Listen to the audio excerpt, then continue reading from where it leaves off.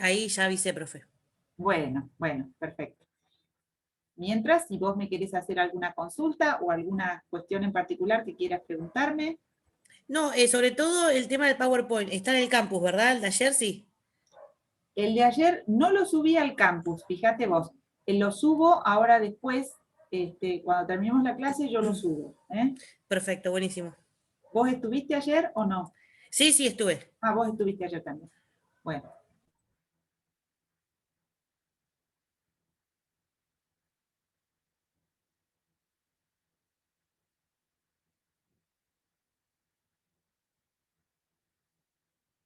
vamos a esperar unos minutitos. Buenas tardes, Joaquín. O no sé quién está enunciado como Joaquín Sáez.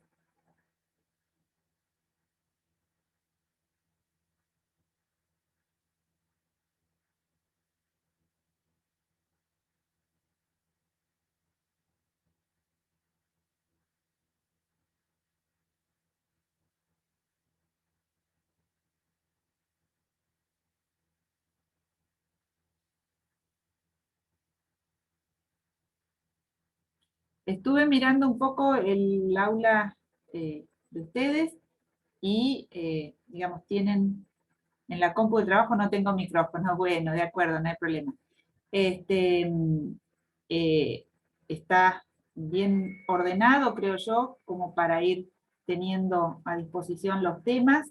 Me parece que desde ese punto de vista no hay inconvenientes. Me gustaría, mientras esperamos si se suma alguien más al grupo, saber si quieren algún material en particular, de algún tema que necesiten.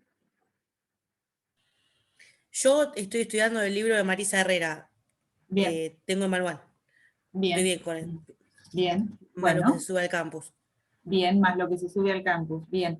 Eh, a ver, vas a tener que tener presente, eh, tener bien la edición actualizada en cuanto a las últimas modificaciones que sufrió el Código Civil y Comercial en materia, por ejemplo, de privación de responsabilidad parental, ¿sí? En las causales. Eh, y tenés que tener en cuenta también en la parte de proceso de familia, ¿sí? Las disposiciones vigentes en la provincia de Buenos Aires, ¿sí? Eh, Tanto sea las atinentes al Código de Procedimiento Civil y Comercial en la parte de procedimiento de derecho de las familias, como también en la Ley 13.298 en cuanto al sistema de protección de derechos de niños, niñas y adolescentes, ¿sí? Como para tener en cuenta algunos aspectos específicos y nuestros provinciales en algunos sentidos, ¿sí? Bien,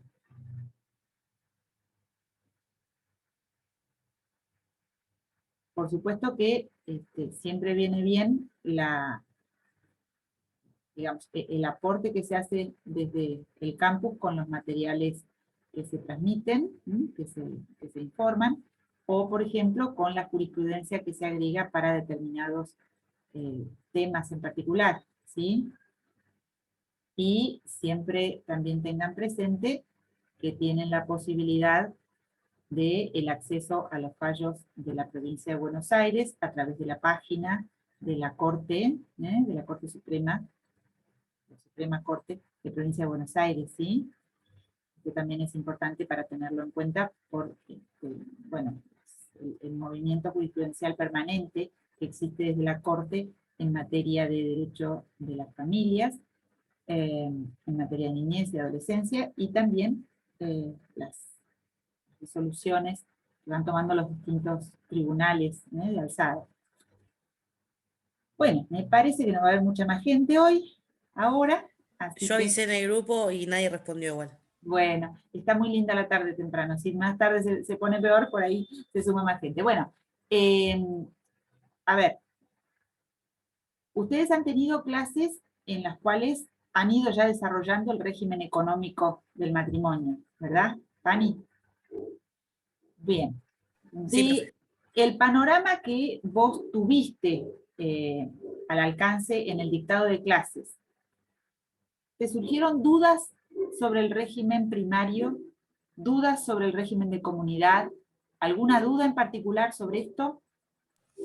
Yo personalmente, porque yo ya venía leyendo la materia porque la intención era darla libre, Ah, bien, pero no llegué. Lo único que me sorprendió del tema es cómo se regulaba antes en el código de Vélez a cómo está regulado hoy. claro, claro. Bien, a ver, voy a compartir pantalla con el PowerPoint en todo caso vamos a tomar otro Power, no el que utilicé ayer, si no vamos a utilizar otro, un segundito, para, Perdón, ahí un compañero comentó, ahí me sumo. bien, vamos a trabajar.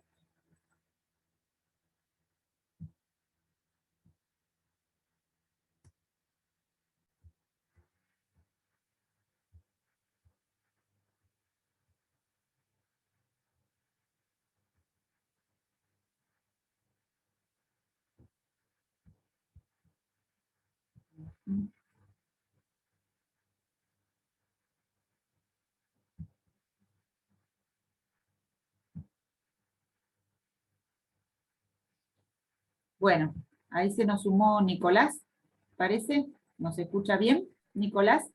¿Qué tal, Adriana? Sí, buenas tardes. Lo que no tengo cámara. Pensé que Ah, la clase bueno. era 18:30, disculpa. Sí, no hay inconveniente, incluso las 18:30 yo dejé los dos horarios abiertos, porque yo ayer tuve un inconveniente, les comenté a los chicos que había tenido que acompañar a la vacunación a mi madre, que tiene 91 años, y justo me llegó el turno para las 18 horas, y bueno, fue un poco lejos, y un poco de demora hubo, por eso no pude estar a tiempo para las 7 de la tarde tampoco. Bueno, entonces la intención era volver a trabajar con ustedes sobre el régimen económico del matrimonio, y repasar algunos aspectos o ver algunas cuestiones en las cuales hubieran quedado dudas, ahora que ya están, digamos, haciendo el cierre con el tema, de alguna manera, ¿no es cierto? Porque nosotros llegamos ayer a la finalización, a lo que tiene que ver con la partición, en el caso de la comunidad, y a lo que es la extinción del régimen, ya sea el régimen de comunidad o el régimen de separación de bienes. Entonces, en tu caso, Nicolás, ¿hubo alguna duda en particular o volvemos a profundizar un poco sobre todo y nos detenemos quizá en algunos aspectos que yo ayer di muy abuelo de pájaro? ¿Alguna duda? No tenía Bien, ninguna ¿estaba todo duda. entendido? Sí, sí. Bueno, Es más, bueno, lo venía leyendo de a poco al bien, tema. bien, bien. Eso es una buena práctica, ¿no? Una buena práctica. Bueno, entonces, nosotros, recién me decía Fanny, de alguna manera la sorprendió el enorme cambio que significó en el derecho argentino el sistema actual de la opción de los regímenes. Y es cierto que el Estado argentino dio un paso muy grande en la modificación legal. ¿Por qué? Porque bueno, nosotros teníamos el antecedente originario del Código de Vélez, implicaba un sistema muy teñido de orden público, muy teñido de orden público, muy limitado en cuanto a la posibilidad de ejercicio de la autonomía de la voluntad por parte de las personas casadas, ¿verdad? En este sentido, así como había límites mucho más graves, es decir, la intromisión del Estado en la regulación de la vida familiar era mucho más tajante en el sistema de Vélez. De alguna manera reflejaba eh, el contexto social en el cual la ley era dictada, pero ese contexto social fue variando y de aquel código de Vélez en el cual el sistema era un sistema de comunidad, en realidad. La llamada sociedad conyugal era un sistema de comunidad, porque también generaba la existencia de la masa común partible al momento de la extinción del régimen, que eso es lo que caracteriza a la comunidad en sí. Pero claro, la evolución marcada del crecimiento, digamos, de la visibilización y el crecimiento de la vida social de la mujer, la vida laboral de la mujer, y el ir creciendo en la equiparación de derechos desde lo personal también significó los distintos movimientos legislativos que existieron en torno al régimen económico del matrimonio, ¿no? Si uno piensa que la ley 11.357, allá por los comienzos del siglo XX, marcó, por un lado, el régimen de separación de las deudas. Esa ley 11.357 estuvo vigente hasta el año 2015. Recién allí se derogó el sistema de la separación de deudas. Y por otro lado, reguló allí la posibilidad de bienes reservados para la administración de la mujer. Dicho en estos términos, bienes reservados de la administración de la mujer. Claro, y después se llega, ¿no?, después de mucho andar, a la ley 17.711 en el Código Civil originario, que establece, si bien con impronta de orden público en muchos aspectos, pero, digamos, pone en paridad de condiciones a los cónyuges en sus deberes patrimoniales, en el régimen patrimonial, salvo con digamos, una disposición en favor de la administración del hombre para las cuestiones de los bienes gananciales de origen dudoso en determinados aspectos, ¿verdad? Lo que era la presunción muciana, bueno, lo administraba, pero no teníamos una equiparación en la administración de bienes ya en la ley 17.711 del año 1968.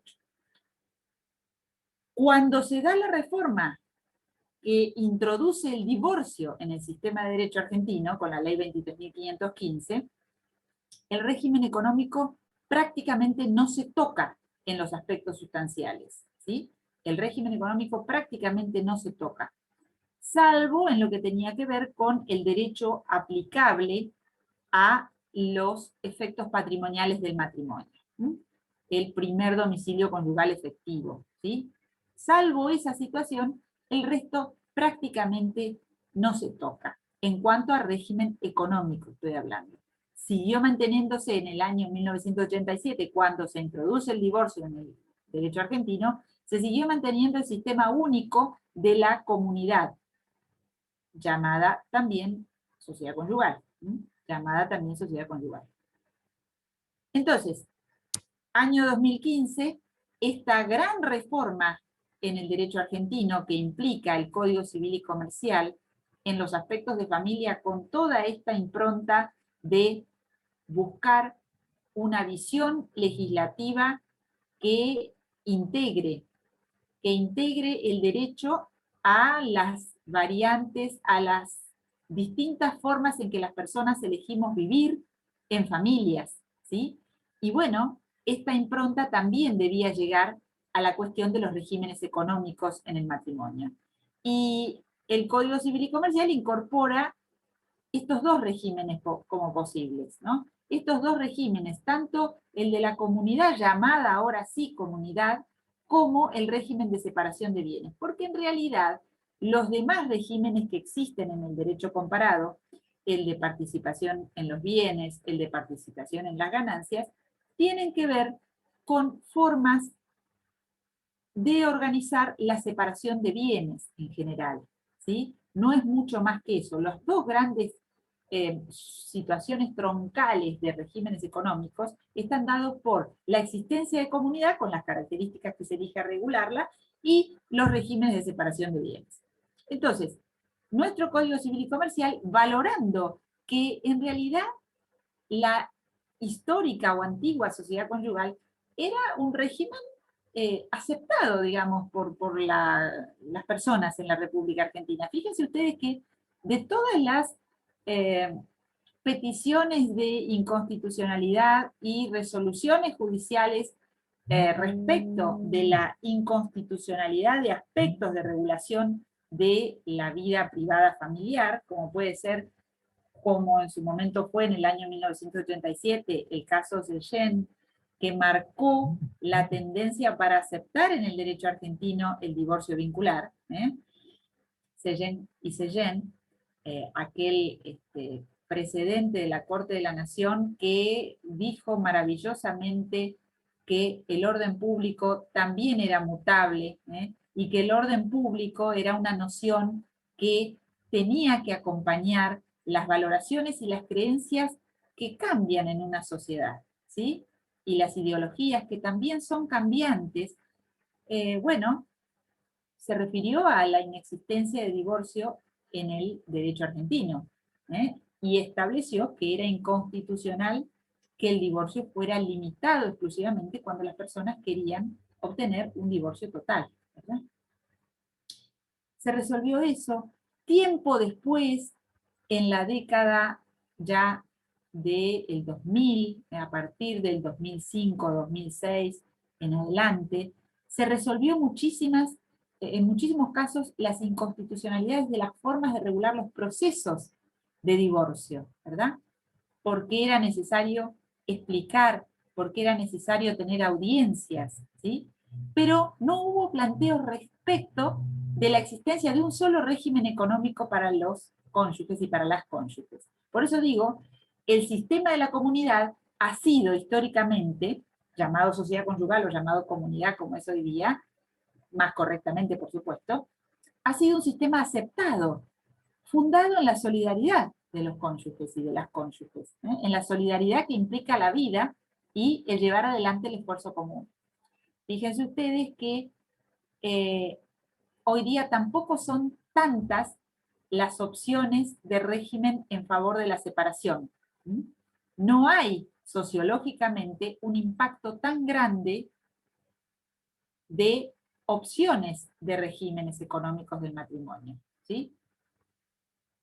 ¿Con esto qué quiero significar? Bueno, el Código Civil y Comercial hizo bien en sostener como régimen legal, económico, supletorio, el régimen de la comunidad, porque realmente es el que las personas aceptan supletoriamente para que rija la vida económica de un matrimonio.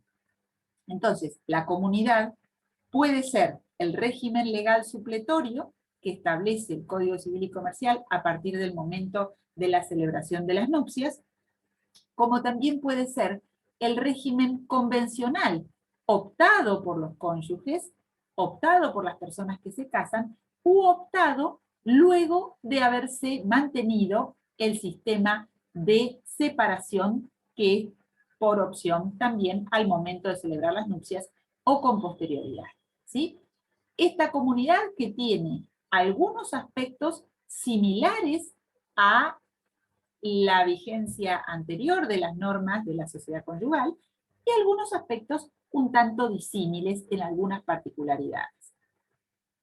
Nosotros tenemos que tener en cuenta que los dos regímenes posibles en nuestro sistema tienen una base común que son las disposiciones comunes aplicables a ambos regímenes. Las disposiciones comunes contenidas en el Código Civil y Comercial a partir de la norma del artículo 453, que nos establece, 454 en adelante, que nos establece unas disposiciones en las cuales ahora sí se resume el orden público económico familiar matrimonial. ¿Por qué digo esto? Porque estas disposiciones no son materia disponible para las partes. No pueden ser modificadas por acuerdo de partes. Esto es esencial que se registre con la debida entidad.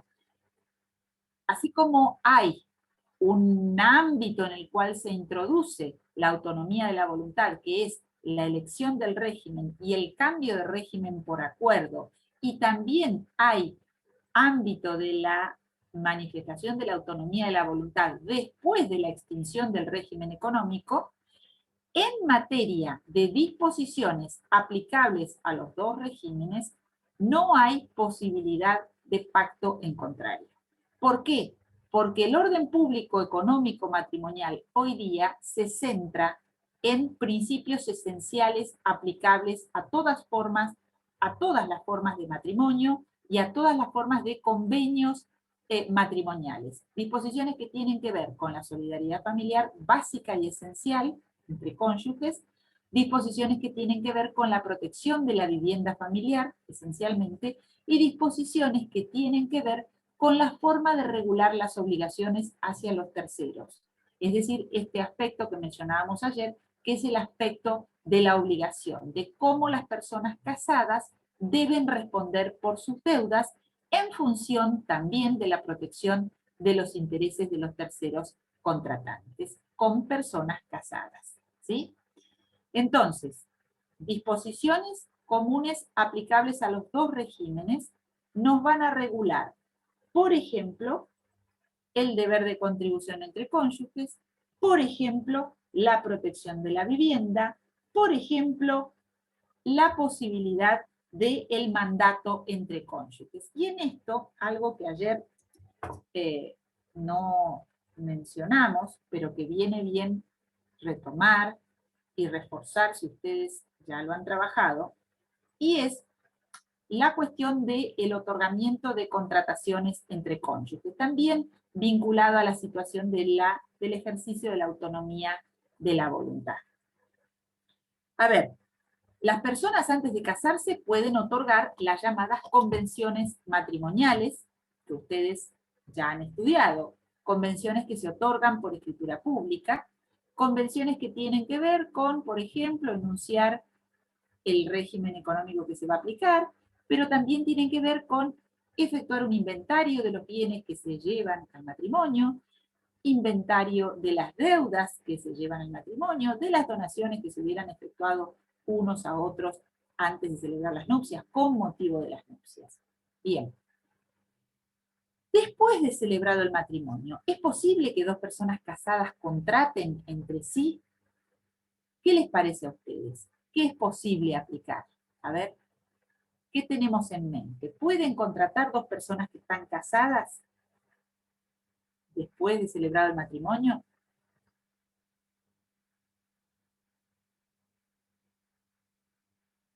¿Nadie se anima? ¿Es posible contratar o no?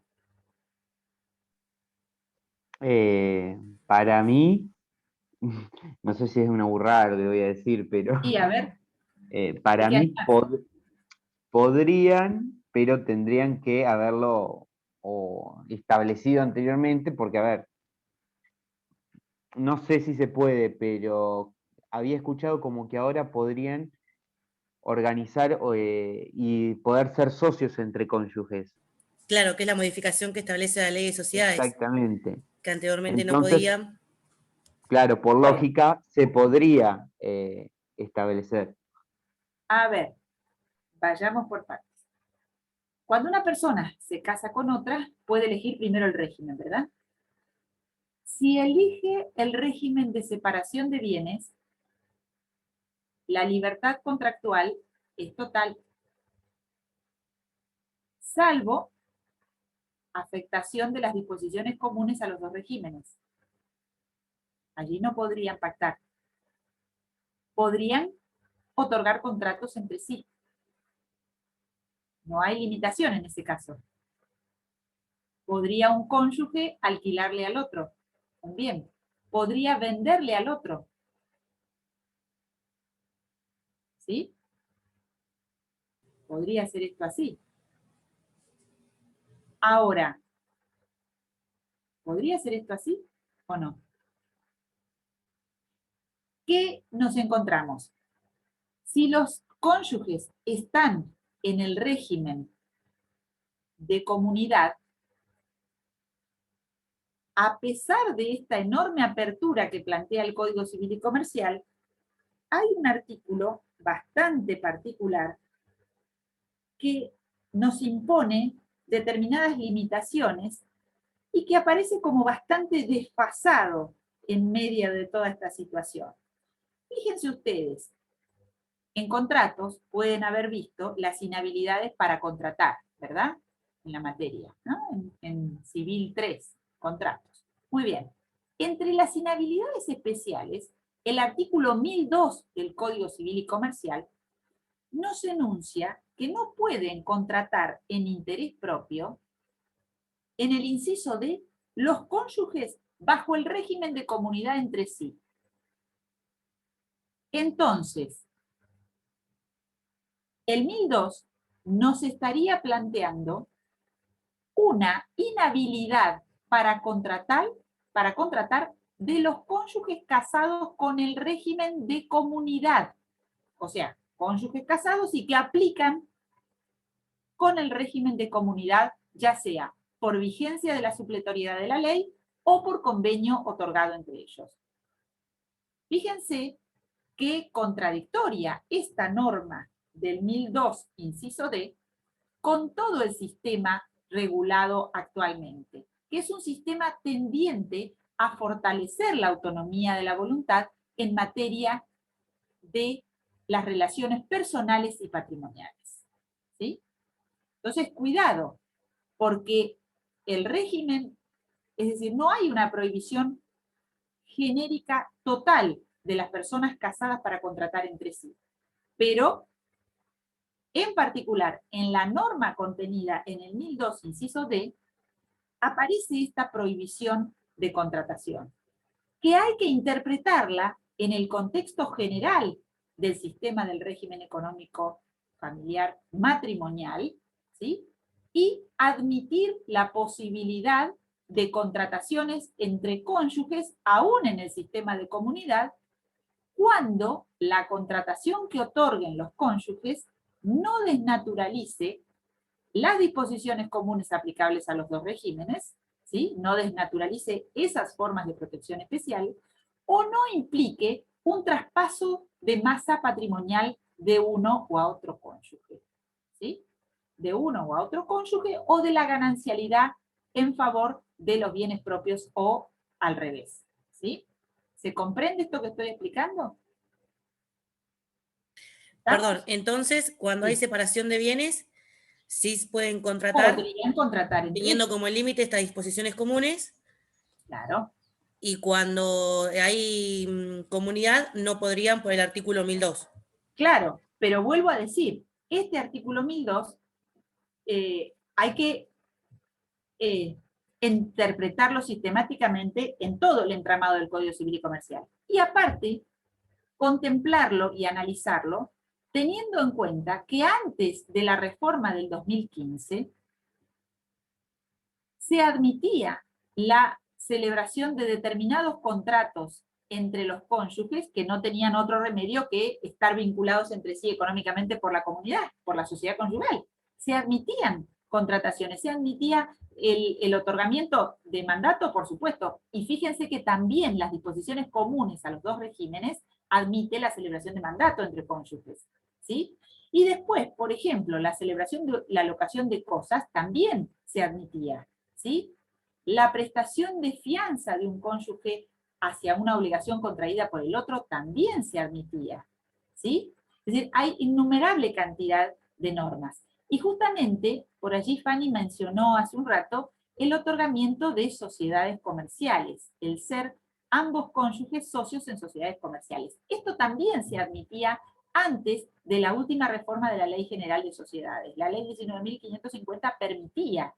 Ahora, ¿cómo permitía que las personas casadas fueran integrantes o integraran sociedades? Sociedades en las cuales la responsabilidad no fuera de ambos solidaria, ¿sí? Entonces, estamos pensando en los tipos de sociedades de capital, que ustedes conocen, en las cuales hay limitación de la responsabilidad de los cónyuges. Puede ser, por ejemplo, una sociedad, una SRL, ¿sí? En que los cónyuges sean socios, ¿sí? Una sociedad anónima, ¿sí? O una sociedad en comandita por acciones, siendo un socio comanditado y el otro comanditario, porque allí tienen distinto nivel de responsabilidad. Uno puede ser, o ambos comanditarios, ¿sí? Porque tienen la responsabilidad, en ese caso, limitada a su aporte, ¿sí? Los cónyuges pueden celebrar sociedades. Y fíjense ustedes que nuevamente la Ley General de Sociedades no limita esta posibilidad del otorgamiento de sociedades comerciales o la incorporación de los cónyuges a sociedades comerciales, no las limita a solamente el caso de los cónyuges con régimen de separación. También los cónyuges involucrados en una comunidad de ganancias pueden otorgar contratos en los cuales ambos mantengan el carácter de socios, ¿sí? Por eso digo, hay que hacer una interpretación sistemática, armónica e integradora. Esa norma del 1002 es una norma incongruente con el resto de la regulación. Fíjense que es muy fuerte porque inhabilita para contratar a dos cónyuges entre sí cuando tranquilamente puede haber el otorgamiento, por ejemplo, de eventualmente un mandato, como la propia ley lo autoriza, o una locación entre cónyuges. ¿Sí?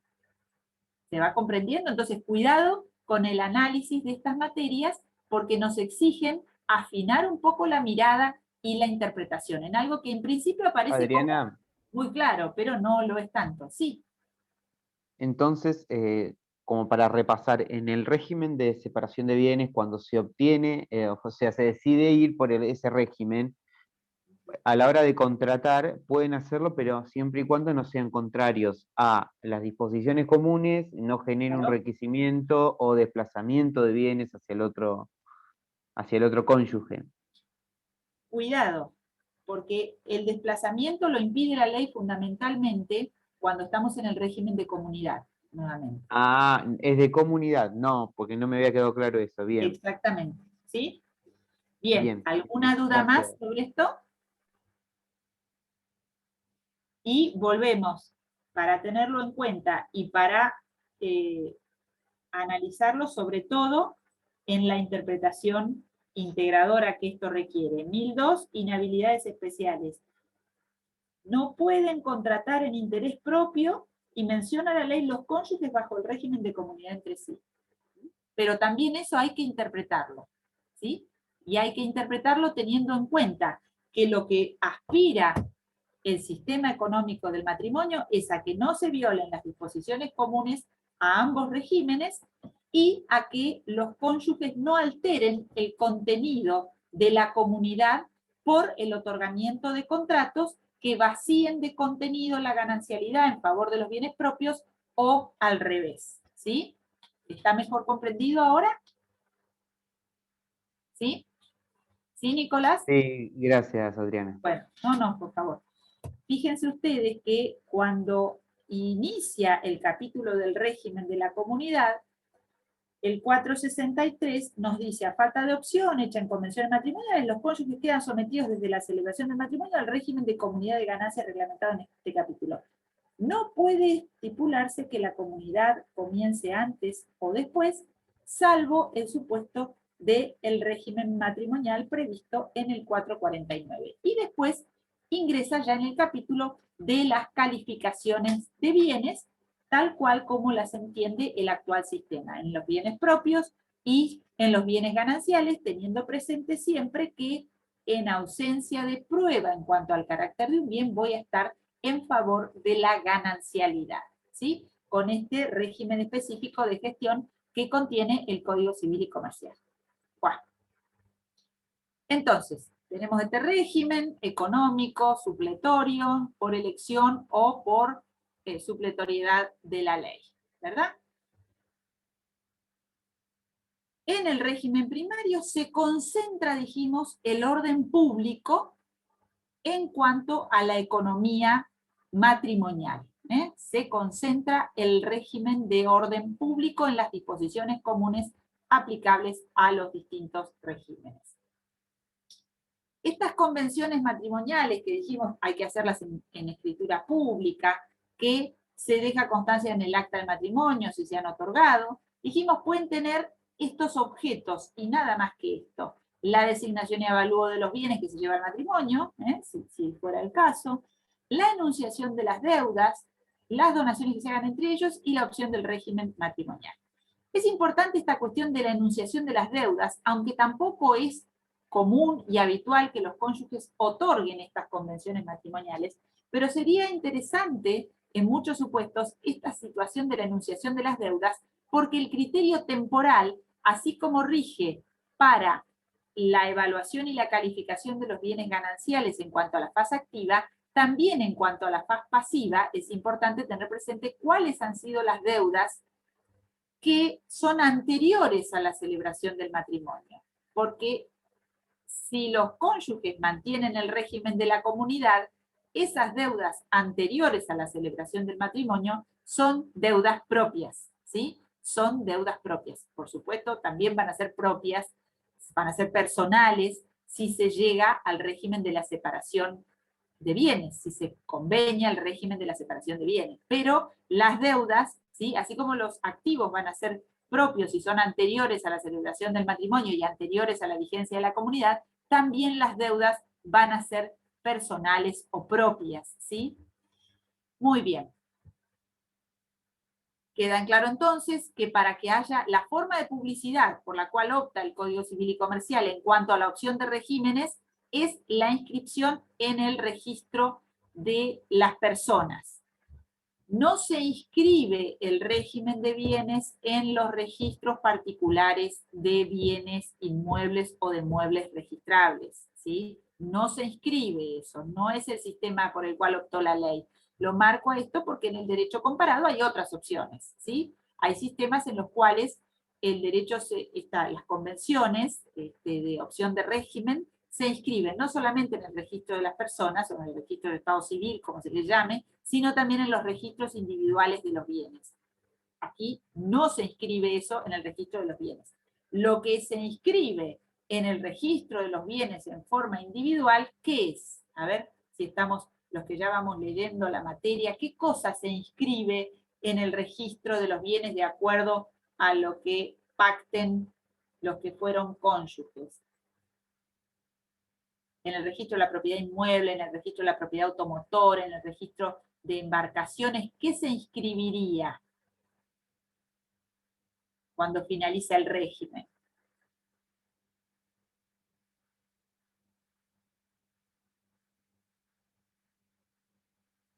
A ver. Fanny. Cuando termina el régimen, Sí, ¿qué se inscribiría? la sentencia de divorcio. No, la partición. La partición de bienes, ¿sí? La sentencia de divorcio, viene bien esto, la vamos a inscribir en el registro de las personas también. Solamente en el registro de las personas, ¿sí? Por eso hay que escindir bien dónde se publicita registralmente, ¿sí? El matrimonio se publicita en el registro de las personas. El convenio por el cual yo opto por un régimen u otro también, ¿sí? El divorcio también lo voy a registrar en el registro de las personas. La sentencia de divorcio la voy a escribir allí. Pero la adjudicación de los bienes, es decir, cuando de esa masa común partible, que es la comunidad, se extingue, por ejemplo, por divorcio, y después se realiza un convenio en el cual se adjudican los bienes, ¿sí?, a un cónyuge, al otro cónyuge, como sea, esa adjudicación se va a publicitar en el registro de cada bien en particular si se trata de bienes registrables.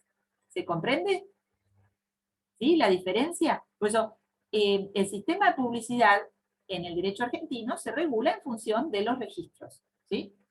Los registros, que también tenemos que tener presente, que son registros, algunos provinciales y otros nacionales. ¿El registro de las personas cómo es? ¿Provincial o nacional?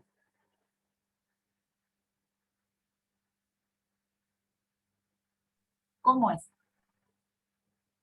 Registro de las personas. Los nacimientos, las defunciones, los casamientos, ¿dónde se inscriben? ¿Nacional? ¿No? Provincial. Provincial. Provincial. Existían en las provincias en forma particular. El que es nacional es el Registro Nacional de Identidad, el que nos otorga el DNI, ¿sí? Ese es nacional. Pero los registros de las personas donde se registran los casamientos, donde se registran las uniones convivenciales, donde se registran los nacimientos y las defunciones son provinciales, ¿sí?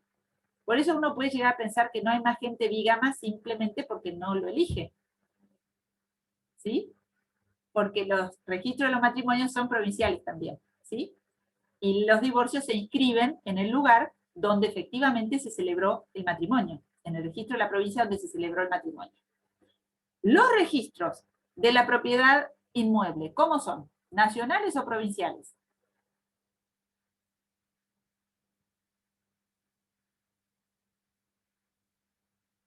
los registros de la propiedad inmueble son provinciales, son jurisdiccionales. A pesar de que hay una ley marco, que es la 17.801, que no hay que olvidársela nunca, ¿sí? Incluso por las cautelares, por muchas cosas que los abogados manejamos, pero son provinciales, ¿sí? El inmueble radicado en la ciudad de Mar del Plata, donde cada uno de ustedes está hoy escuchando esta clase, y donde estoy yo, tiene su registración en el registro de la propiedad inmueble de la provincia de Buenos Aires, ¿sí? Si estamos todos en la provincia de Buenos Aires. El registro automotor, ¿cómo es? ¿Nacional o provincial? Nacional. Nacional, exactamente, nacional, ¿sí? Los registros de los automotores son registros nacionales, ¿sí? ¿Tiene importancia saber esto? Y sí, porque voy a tener que pensar dónde libro el oficio y testimonio para inscribir, ¿sí? Entonces por eso tengo que saber. El Registro Nacional de Buques también es nacional, ¿sí? El registro de aeronaves también es nacional. Bueno, bien, son todas, tanto la ley de buques como la ley de aeronavegación, la ley de las aeronaves, son todas leyes posteriores a las creaciones provinciales de los registros de las personas, que son mucho más antiguos, ¿sí? Mucho más antiguos. Y el registro de la propiedad inmueble también es muy antiguo. Bien. Entonces, volviendo a esto, de lo cual salimos, la forma y publicidad de el matrimonio y del régimen económico que le aplico al matrimonio se inscribe en el registro de las personas. Para ser oponible a terceros, ¿sí? La opción de régimen debe ser inscripta en el registro de las personas, ¿sí? Y no hay posibilidad de celebrar otros convenios que los que nos autoriza la ley. Entonces, no puedo optar en el derecho argentino por el régimen de participación en las ganancias, por ejemplo, como tienen los españoles, o los franceses, o los alemanes, porque ese régimen no existe en nuestro derecho. Y no puedo moverme de los dos regímenes que me da la ley, o la comunidad, o el régimen de separación de bienes, ¿sí? No me puedo mover de esto. Muy bien, sí puedo modificarlo al régimen una vez que tiene un año de vigencia.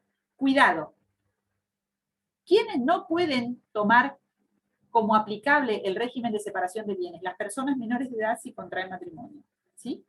El régimen que se prioriza en el caso de las personas menores de edad que contraen matrimonio con las autorizaciones necesarias es el régimen solidarista que implica la comunidad, ¿sí?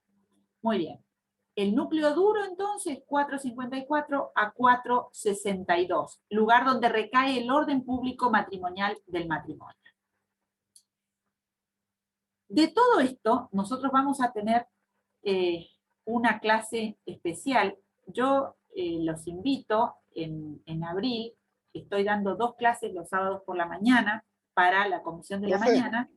Sí, Perdón, el núcleo duro es lo que se entiende como el piso de obligaciones mínimas, ¿no? claro. Por eso, Ah, bien. ¿vieron que en salud se habla del PMO? ¿No? Bueno, este es el PMO del régimen económico matrimonial.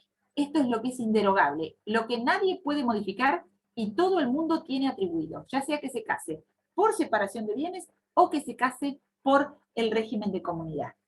No es que se case por, a ver, estoy hablando mal, se casa y adscribe al régimen legal supletorio u opta por el régimen de separación o después de celebrado el matrimonio cambia en este sentido. ¿Qué implica esto?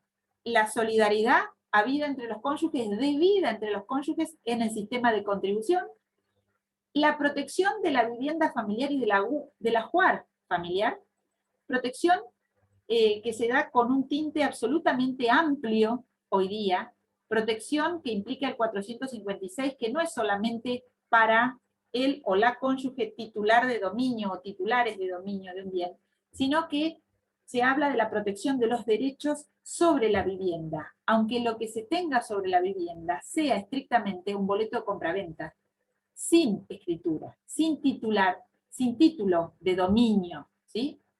Aunque no se tenga el derecho real.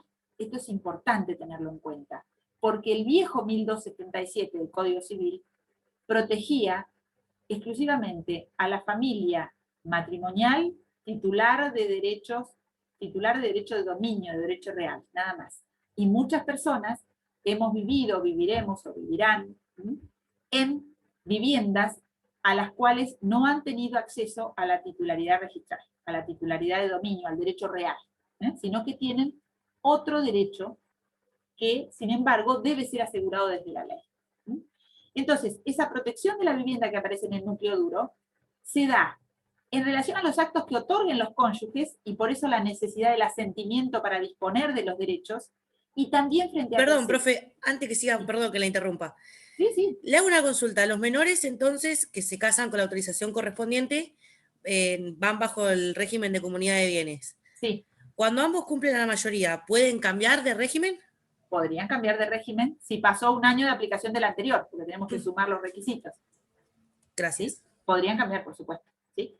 Bien, entonces, la protección de la vivienda del 456, que es uno de los artículos quizá más importantes de toda la reforma, en el sentido de lo que implica. Porque fíjense ustedes, implica una protección hacia las definiciones internas que hagan los cónyuges.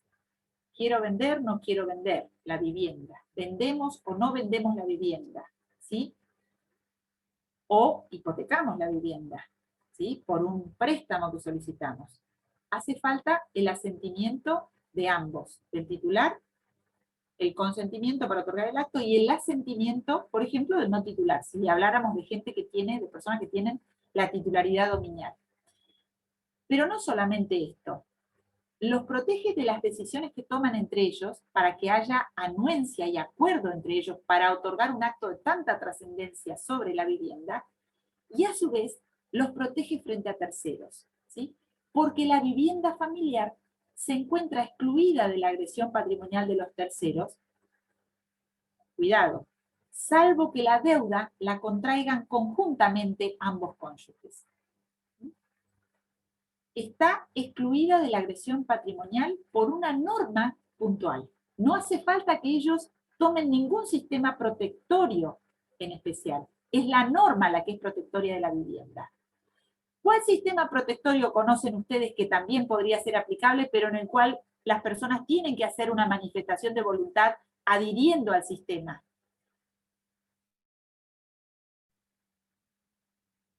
Algo que han visto en Civil 1, en Civil 2, en Civil 3. ¿Se me ocurre el bien de familia, profe? Claro, el bien de familia. Todavía lo seguimos llamando bien de familia, ¿no? Y en realidad la 14394 está derogada, que era la ley de bien de familia. Y la 14394 está derogada en esa parte porque el Código Civil y Comercial introdujo la afectación de vivienda del artículo 244 y siguientes, que me permite, hasta siendo una persona soltera, sin hijos, afectar una vivienda para que no sea agredida por los acreedores. Ese es un plano de protección de la vivienda, pero es un plano que exige un acto de afectación, ¿sí? Un acto otorgado por el titular de dominio. Y sí, la afectación de vivienda está pensada para el titular dominial, ¿sí? En cambio, el 456 igual es una norma que está pensada... Antes, ¿no, profe? ¿Perdón? Facundo, perdón. Debe ser inscripta antes, ¿no? Claro. O sea, el bien de familia debe ser inscripto antes de tomar la deuda. Claro. Claro, para a ver, que sea oponible. No es que yo voy a decir, bueno, hoy contraigo todas las deudas que quiero y mañana afecto, o hoy mismo afecto, después voy y afecto la vivienda. No, este es un tema pensado cuando uno toma esta precaución previa por las dudas, por las cosas que puedan llegar a suceder, para que no haya afectación de la vivienda del núcleo familiar o de la persona en sí misma, ¿sí? Este sistema es de afectación de vivienda, 244 y siguientes, un sistema muy bueno que capitalizó en la reforma toda la jurisprudencia que fue ampliando el sistema, ¿sí? Porque de la vieja 14394, de allá del artículo 31 y siguientes, la jurisprudencia le dio un vuelo impresionante a esas normas, ¿sí? Y la jurisprudencia lo interpretó en forma amplia, en un contexto convencional y constitucional adecuado, ¿sí? En un contexto en el cual el derecho a la vivienda y el derecho sobre la vivienda particularmente sobre la vivienda, ha sido un derecho desarrollado en la Constitución del año 49, en el 14 bis, que quedó en el año 57, después refrescado, digamos, por el Pacto Internacional de Derechos Económicos, Sociales y Culturales, y todas las observaciones que refuerzan el criterio de la vivienda adecuada para el ser humano, ¿sí? Esa impronta recogida en la jurisprudencia es la que se sancionó con el Código Civil y Comercial en el 244 y siguientes. Pero vuelvo a mi comparación. ¿Por qué traje a cuento esto del 244? Porque ese sistema de protección requiere de una afectación especial, requiere de un acto de voluntad y de inscripción, ¿no? En cambio, la norma del artículo 456 opera directamente, pero claro, opera directamente para aquellas personas que están casadas y a partir de allí es aplicable la norma, sea que las personas vivan con un régimen de comunidad o con un régimen de separación de bienes. ¿Sí? ¿Se entiende la diferencia entre los dos sistemas? ¿Sí? Hay otras normas también de protección de la vivienda que es un tema riquísimo para estudiar. Pero esto, el 456, es importantísimo tenerlo en cuenta. ¿Sí? Aquí aparecen... Bien, no me pareció que había... Bien. Entonces, también que regulan las normas, las disposiciones comunes aplicables a ambos regímenes. El mandato entre cónyuges, la posibilidad del otorgamiento de mandato, de contrato de mandato entre cónyuges, aunque no puede involucrar el tema del asentimiento justamente del 456. Eso no puede estar comprendido en un mandato. Eso tiene que ser expresa la voluntad. Y a su vez regula una institución interesante que es la posibilidad de la administración extraordinaria de uno de los cónyuges en forma total sobre los bienes, en razón de la ausencia o impedimento temporal o permanente del otro o la otra cónyuge, ¿sí? Podemos pensar en la situación, en una situación de salud, así, ni siquiera posible de ser imaginada o abrupta en la vida familiar de uno de los cónyuges, y que el otro pueda solicitar la autorización para administrar los bienes, ¿sí? Yo hace mucho tiempo que pongo por caso el caso de Cerati, ¿no? Que de un día para el otro, a partir de un accidente, pero Cerati hay miles y cientos de Ceratis, lamentablemente, que a partir de un accidente cerebrovascular, de un día para el otro se cambia la vida absolutamente, y necesita la persona de un apoyo inmediato para poder llevar adelante el giro normal de la administración de sus bienes, ¿sí? Porque queda imposibilitado o imposibilitada. Entonces, la ley en estos artículos de las disposiciones comunes se habla también y se legisla la posibilidad de la administración extraordinaria con autorización judicial, ¿verdad? Y se regula, decíamos hoy, esta cuestión también... Perdón, ¿ahí entraría lo de la autorización judicial para la venta o es un tema aparte? Y allí podría ser, sí. También, obviamente, la autorización judicial supletoria hay que solicitarla en forma especialmente aparte, ¿sí? Porque será el juez el que tenga que evaluar la conveniencia del acto. Es, digamos, una autorización especial, pero puede resultar necesaria en un caso, en el mismo caso en que yo estoy planteando, ¿verdad? Que sea necesaria una autorización de administración extraordinaria para continuar con el giro del comercio que sea, ¿sí? O la explotación comercial o agrícola, lo que sea, de una persona, y a su vez, si hace falta la autorización para disponer del bien de la vivienda familiar, también deberá tramitarse en forma judicial, justamente para lograr la autorización judicial supletoria, ¿sí? Porque la anuencia para el acto de disposición del 456, por ejemplo, puede ser suplida judicialmente ante una negativa infundada, ¿sí?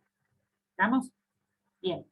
Y llegamos a esta cuestión de la responsabilidad solidaria, que yo quería detenerme porque ayer en esto de ir a vuelo de pájaro como fuimos... Adriana, disculpe, Sí. ¿por qué dice autorización judicial supletoria? porque el artículo 456, cuando nos marca la necesidad del asentimiento del otro cónyuge, está pensando en la posibilidad de acordar el asentimiento. Es decir, si nos ponemos en un caso que muchas veces es habitual, la vivienda familiar está ubicada en un inmueble de propiedad, digamos, de titularidad propia o titularidad ganancial, pero de uno solo de los cónyuges, o de una sola de las cónyuges.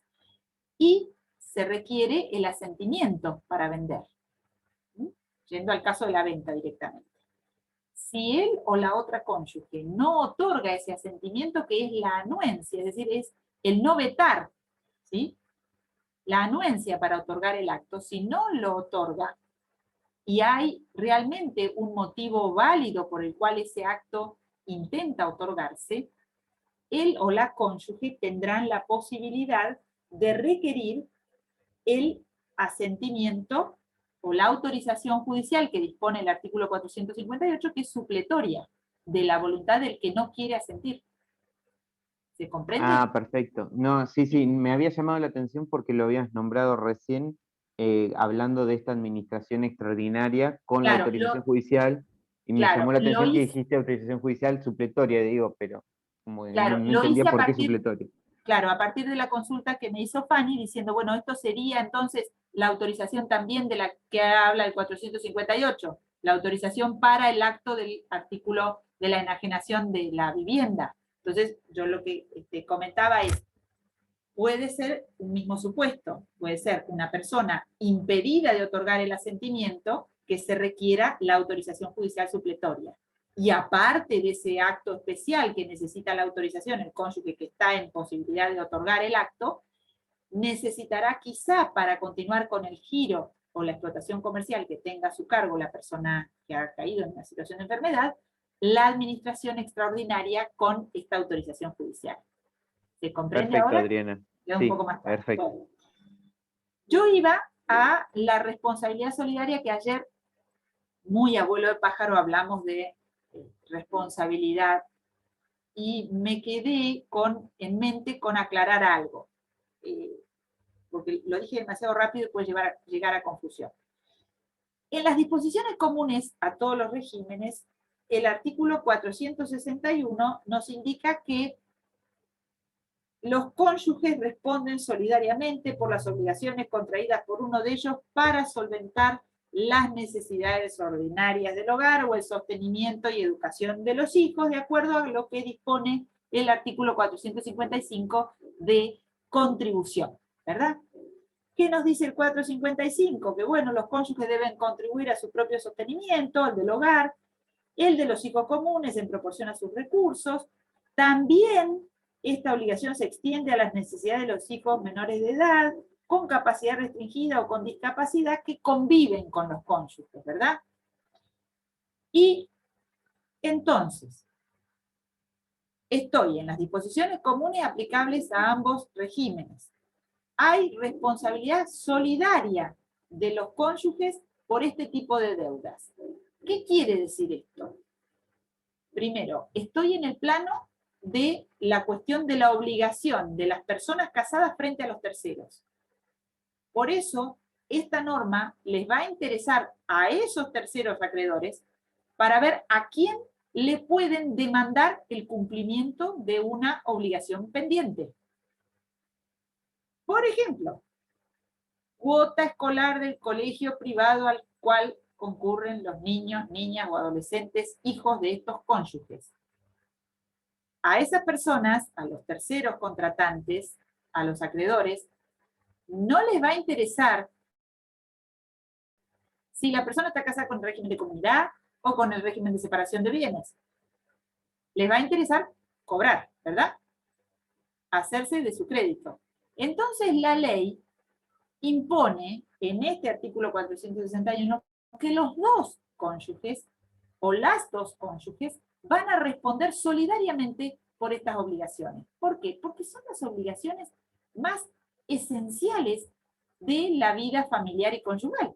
Responder por las necesidades ordinarias del hogar y el sostenimiento y la educación de los hijos. ¿Qué quiere decir que una obligación es solidaria? A ver, si recordamos, ¿qué es la solidaridad en la obligación? Desde el punto de vista pasivo de los deudores. Obligaciones. Que van a poder responder cualquiera de ellos. O sea, cualquiera de los dos pueden responder por el total de la deuda. Primero igualmente se va a acudir a quien, primero se va a atacar a quien asume la deuda, y después solidariamente va a poder atacarse, o sea, ir contra el otro cónyuge, sería en este caso, porque sería una responsabilidad respecto a algo común como es, y que los incumbe a ambos, que es la educación de los hijos. Bueno, vamos a hacer una aclaración. Eso está en parte bien y en parte hay que aclarar un poquito. Es cierto, esto significa que el tercero puede agredir jurídicamente, económicamente, no de otra manera, a cualquiera de los dos cónyuges. Y es más, puede reclamarles el total a cualquiera de los dos. Y no tiene el beneficio de exclusión o división. Puede ir contra cualquiera de los dos. ¿Ya? Puede ir contra cualquiera de los dos. Por la totalidad de la deuda. Eso es que la obligación es solidaria. Y esta obligación es tan solidaria que los compromete con la totalidad de su patrimonio a los dos. ¿Sí? Y como estamos en las disposiciones comunes aplicables a los dos regímenes, no me va a importar si es bien ganancial, bien propio, lo que sea, va contra todo el patrimonio de cualquiera de los dos, sea o no contratante. ¿Está claro esto? ¿Pani? ¿Sí? Sí, profe. ¿Nicolás? Sí. ¿Joaquín? ¿Sí? Perfecto, profe. Bien, perfecto. Facundo también. Bueno. Entonces, esto es importante tenerlo en cuenta, porque cuando nos vamos a el plano de la comunidad, a esto le tenemos que agregar algo más, porque estamos en las disposiciones comunes aplicables a los dos regímenes. O sea, acá, si el señor y la señora, para poner un ejemplo, digamos, típico, tradicional, si lo quieren decir, el cónyuge y la cónyuge. Si la cónyuge fue la que fue y contrató la escuela para los chicos y todo lo demás, responderán los dos. ¿Sí? Responderán los dos. ¿Por qué? Porque la norma lo dice. ¿Importa si hay régimen de separación o de comunidad? No importa. Por estas necesidades responden los dos, así. En cambio, si estamos en el régimen de la comunidad, vamos a tener que dar un paso más. O sea, hay más responsabilidades que pueden comprometer a un cónyuge aunque no haya contratado. ¿Por qué digo esto?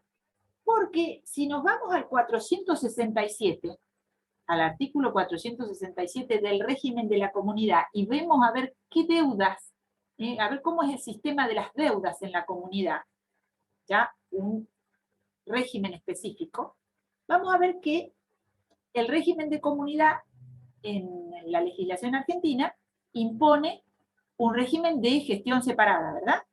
Gestión separada quiere decir que cada cónyuge administra y dispone de los bienes que ha adquirido. En ese mismo sentido va el tema de la responsabilidad por las deudas. Cada uno de los cónyuges responde frente a sus acreedores con todos sus bienes propios y los gananciales por él adquiridos.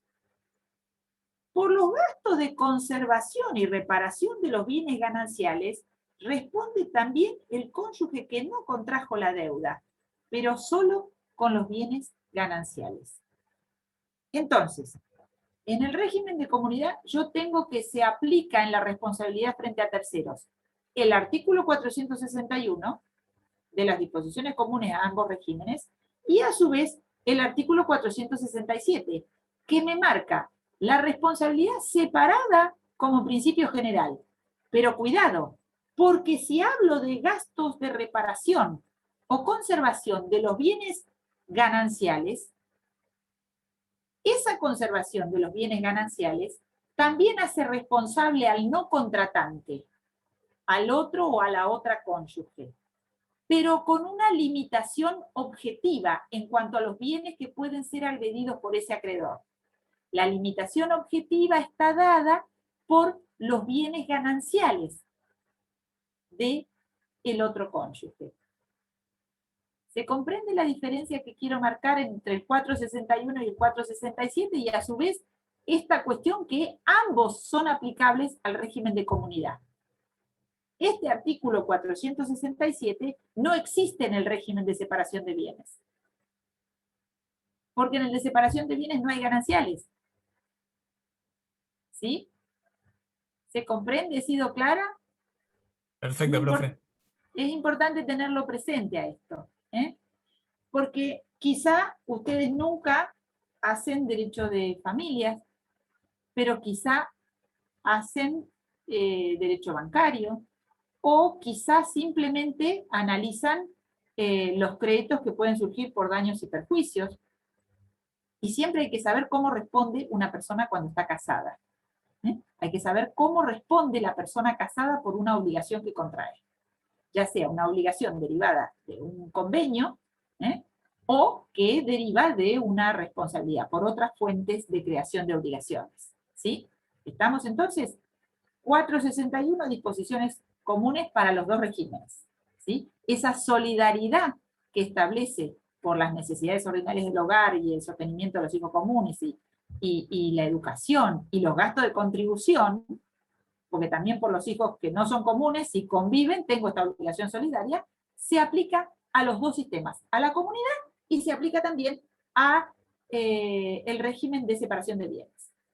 Pero a su vez, en la comunidad, tengo esta norma del 467 que me dice que la responsabilidad es separada, salvo el 461, obviamente, y salvo esta segunda parte del 467 que me impone las obligaciones que no contraté yo, contrató mi cónyuge, pero que han tenido por fundamento la conservación y la reparación de los bienes gananciales.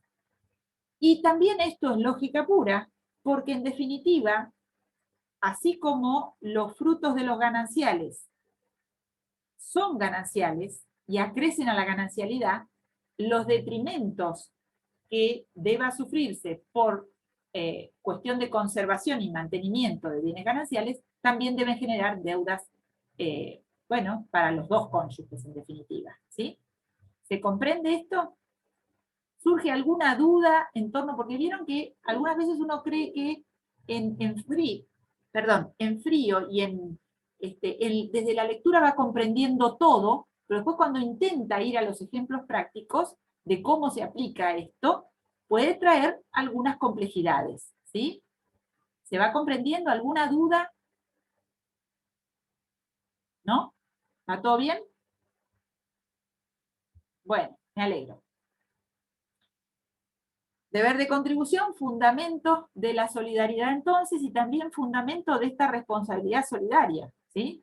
Entonces, cuidado porque se extiende a las necesidades de las personas menores de edad, con capacidad restringida o con discapacidad, de los cónyuges que convivan con ellos. Esto también tiene una relación inmediata con la regulación que hace el Código Civil y Comercial en cuanto al reconocimiento de derechos y deberes, y sobre todo deberes, de progenitores y progenitoras afines. ¿Sí? La figura de la persona casada con otra persona que tiene hijos o hijas, ¿sí? Ese progenitor afín, circunscrito al progenitor afín con vínculo conyugal, ¿sí? Genera este haz de responsabilidades y este deber de contribución. ¿Sí? Por supuesto que el progenitor o progenitora afín también puede devenir tal a partir de una unión convivencial, que tiene un régimen distinto, ¿sí? Que tiene otra forma de ser regulado en el Código Civil y Comercial. ¿Estamos? Bien. Deber de contribución, protección de la vivienda y asentimiento, bueno, de esto fuimos hablando, ¿no? El aspecto externo de la responsabilidad, las deudas de las personas casadas, y este énfasis que es necesario recordar respecto de la no ejecución por las deudas contraídas después de celebrar el matrimonio por uno solo de los cónyuges, ¿sí? Esa vivienda familiar es inejecutable en ese contexto. Sería ejecutable la vivienda familiar por la responsabilidad de los cónyuges frente a terceros por el 461, ¿sí? Y por deudas contraídas por ambos cónyuges o por uno de ellos con el asentimiento del otro. Muy bien. Seguimos adelante y recordemos entonces los sistemas diferenciados entre el asentimiento del 456 y el sistema de protección de la vivienda que ha reemplazado al viejo sistema del bien de familia del cual hablamos hace un ratito, ¿sí? Muy bien. 461. Y en la comunidad, dijimos, nuestra comunidad actual es una comunidad restringida a las ganancias de gestión separada. Este es un régimen legal supletorio y la comunidad y la responsabilidad frente a terceros.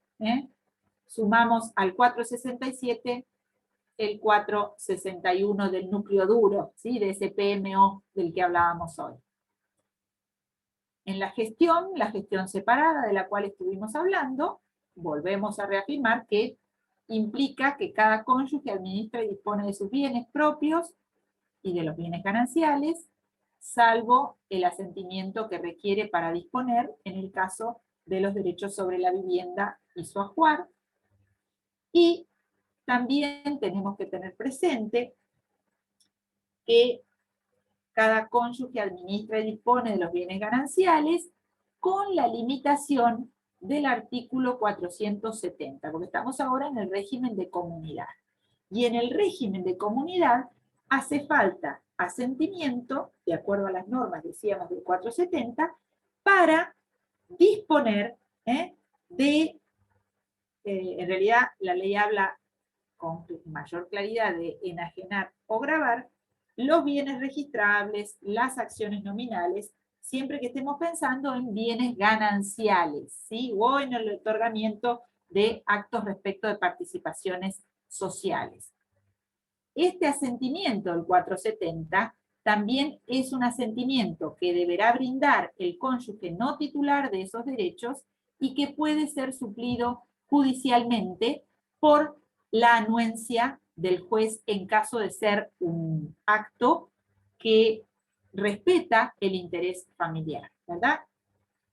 En caso de omisión del asentimiento debido del artículo 470, se aplican las normas atinentes a la omisión del asentimiento de las disposiciones comunes a ambos regímenes, ¿verdad? ¿Por qué? Porque en estos casos de omisión del asentimiento, es decir, cuando el asentimiento debía ser otorgado y no fue otorgado por el cónyuge no titular y tampoco fue suplido judicialmente en debida forma, en esos supuestos la omisión del asentimiento dará, da lugar a una causal de nulidad del acto otorgado sin ese asentimiento, nulidad que es, está legitimado activamente para plantear el otro cónyuge, el cónyuge que no brindó el asentimiento que debía ser requerido para el otorgamiento del acto. Bien. Si hay adquisiciones conjuntas en la comunidad, la administración y disposición corresponderá en conjunto a ambos cónyuges sin importar la participación que tenga en el bien. Es decir, si alguien tuviera un bien en un 25% de titularidad de un cónyuge y en un 75% de titularidad del otro, siendo un bien ganancial, la administración se otorgará en conjunto a ambos cónyuges, ¿sí? Esto está dispuesto en el artículo 471, ¿sí? A ver, esta norma puede ser aplicada tanto a bienes de características gananciales como a bienes que califiquen como propios, ¿sí? Fíjense que habla de bienes adquiridos conjuntamente y no hace la salvedad en cuanto a que sean propios o sean gananciales, ¿sí?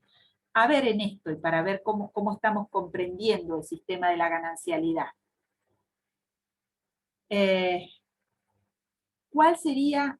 Denme un ejemplo de un bien adquirido conjuntamente que en realidad las adquisiciones sean ambas calificadas como propias de cada uno de los cónyuges.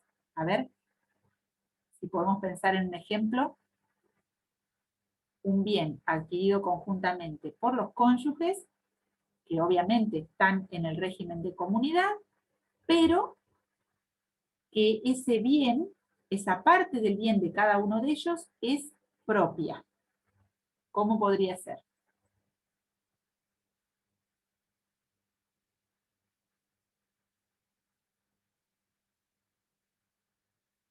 Cuando un bien califica como propio.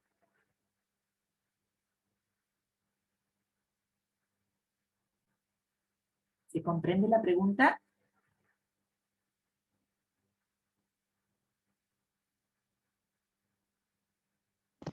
Profe, Sí,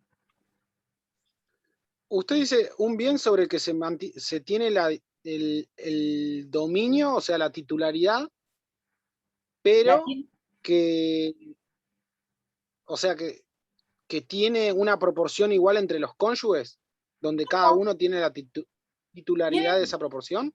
tienen titularidad, pero uno tiene, por ejemplo, un 30%, el otro tiene un 70%. ¿Sí? Pero yo quiero saber si ustedes me pueden explicar cómo podría ser que ese bien fuera propio. ¿Cuándo calificaría como propia cada una de las partes de ese bien para cada cónyuge? ¿Se comprende ahora? Sí, O sí, vamos a sí, empezar por, pero es a ver difícil. cómo podría ser. Podría ser un auto que compran los cónyuges Sí, luego del matrimonio, sí, pero cada uno tenía una motocicleta, por ejemplo, antes del matrimonio. perfecto. Venden ambos las motocicletas y se compran un auto Claro, luego de casados. Sería claro. un bien ganancial, va a estar a nombre, o va a No, estar, el titular va a ser, no, no es ganancial. ¿no? No, porque, a ver, en el ejemplo que usted me dio, la moto la tenían de antes de casarse. O sea que ahí no había régimen de comunidad, no había ningún régimen, la tenían No. cada uno en forma personal. Sí, eso es propio de cada uno. Claro, entonces, vende cada uno su moto y compran entre los dos un automotor. Y Sí. no les hace falta más dinero. Con el producido de esas dos, compran un automotor. Ese nuevo bien adquirido, que reemplaza a lo que cada uno tenía, sigue manteniendo el carácter de propio, Ah, pensé que era no, pensé que era ¿no? ganancial. Pero ojo con la calificación de los bienes y con lo que tiene que ver con la ganancialidad. Porque ganancialidad no es lo mismo que condominio. ¿Sí? Y no todo lo que se adquiere después de casado es ganancial. Se me Porque ocurre uno, profe. perdonen, lo que proviene de causa anterior a la vigencia de la comunidad, que tiene una causa anterior, un monto de dinero que venía de antes de la comunidad, mantiene el carácter que tenía con anterioridad, ¿sí? Eso Entonces, sería el el ejemplo ejemplo de que, una herencia, por ejemplo, ¿no? claro, claro, cobro la herencia de mi tío que se murió en España, como decían antes, y eso que ingresa en mi patrimonio, aunque ingresa después de la celebración del matrimonio, es de origen propio. ¿Estamos? Entonces, en el ejemplo de las dos, muy bien, Nicolás estuvo con el ejemplo, ¿verdad? En el ejemplo de las dos motos que dieron lugar a que yo comprara el automotor. Resulta que el cónyuge tenía una moto BMW de alta cilindrada y yo tenía una moto Zanella mucho más limitada, ¿no? Entonces, él tiene el 70% o el 75% y yo tengo el 25%. Ese es un bien adquirido conjuntamente, aunque las partes, las proporciones, son propias de cada cónyuge. ¿Sí? Entonces, ¿cómo se va a administrar y a disponer? Corresponde en conjunto a ambos, dice el 471. No importa la parte de cada uno. ¿Sí? No importa la proporción. ¿Estamos? Y a ver, ¿cómo podría ser ahora un ejemplo que quizás sale más fácil de un bien de porcentajes de los cónyuges que adquieren con distintos porcentajes, pero que sea ganancial? ¿Cuál podría ser el ejemplo? Es más fácil.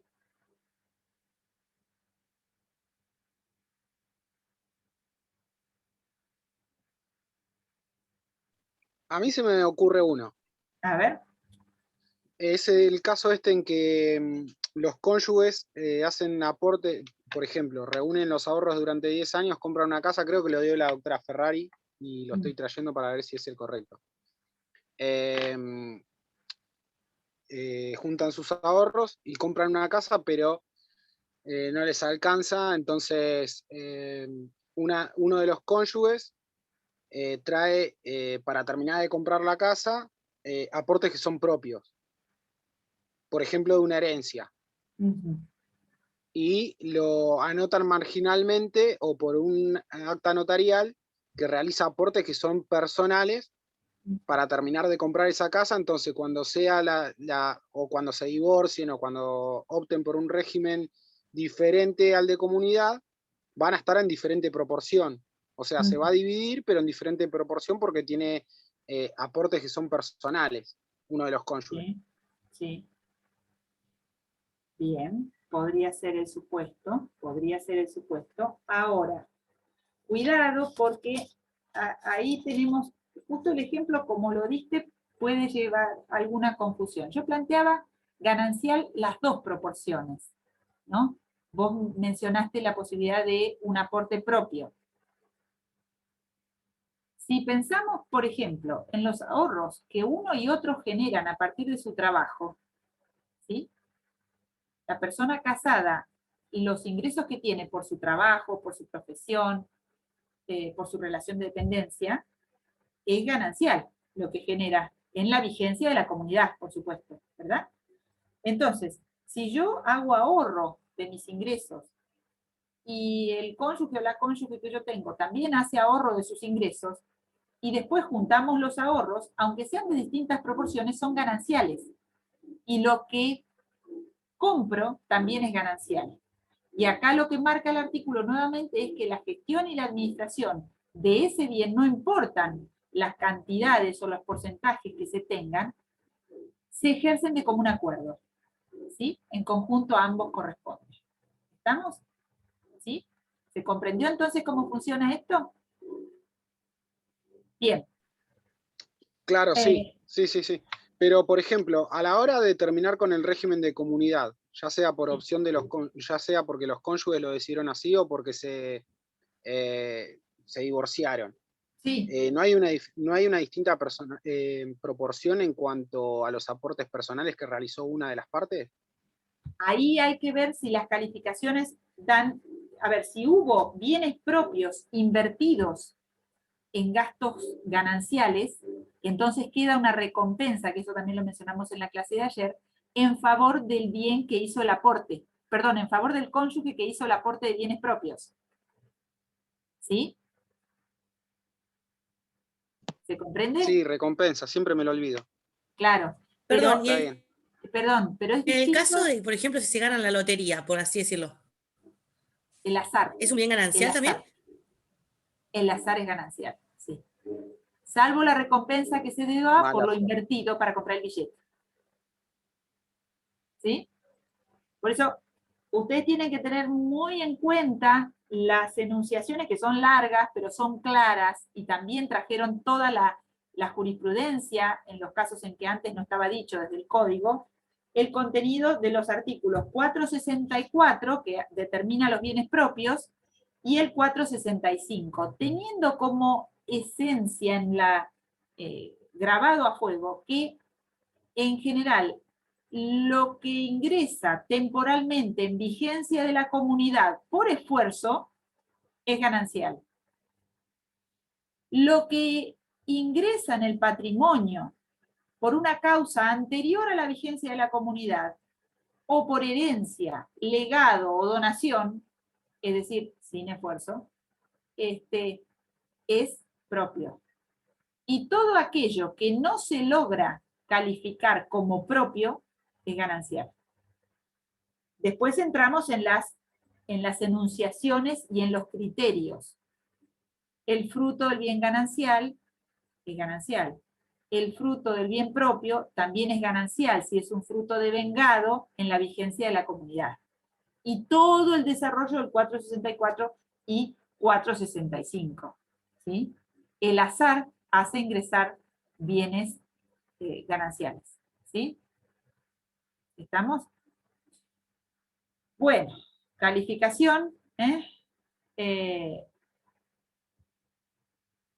Ausencia de pruebas, se reputa que pertenecen a los dos cónyuges por mitades indivisas los bienes respecto a los cuales ninguno de ellos puede justificar su propiedad exclusiva. Extinción de la comunidad. Ayer enunciamos las causales de la extinción de la comunidad. La muerte, comprobado presunta, la anulación del matrimonio putativo, el divorcio, la separación judicial de bienes y la modificación del régimen matrimonial convenido. A ver, ¿ustedes tienen en claro el sistema de la separación judicial de bienes? ¿Registran de qué estamos hablando cuando hablamos de separación judicial de bienes? Para ir eligiendo un poquito sobre qué hago más énfasis en estos minutos finales. ¿O no tenemos en claro cuál es la separación judicial de bienes? Eso sería lo de partición, ¿no?